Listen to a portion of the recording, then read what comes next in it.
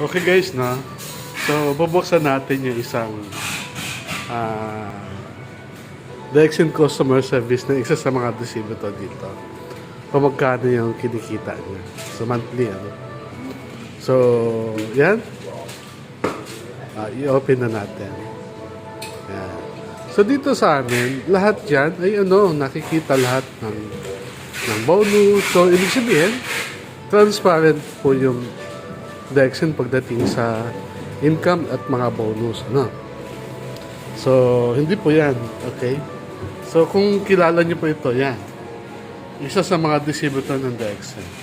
So, tingnan po natin kung magkano yung kanyang bonus, no? Yung kanyang monthly bonus. So, itarin natin ito. Yung, ito. Yan. Yan, bonus. Yan. Yan. So, kung titingnan nyo, guys, no? So, meron siyang July, yan. July, August, September, yan. I-open natin yung September niya. Kung magkano yung kanyang kita, no? Yan. Ito. Yan.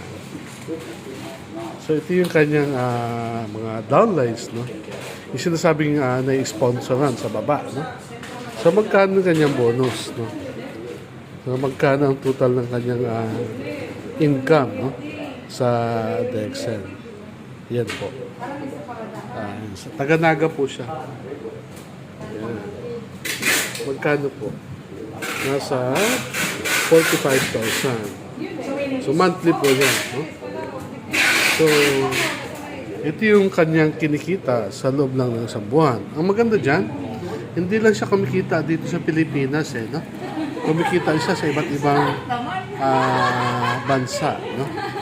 Tulad sa, sa Hong Kong, sa Dubai, sa Australia, California, no? So, kumikita siya, no? So, ganun po kaganda tulad nito, no? Ganun po kaganda yung Dexen na kumikita tayo hindi lang sa Pilipinas. Yan, okay guys, no?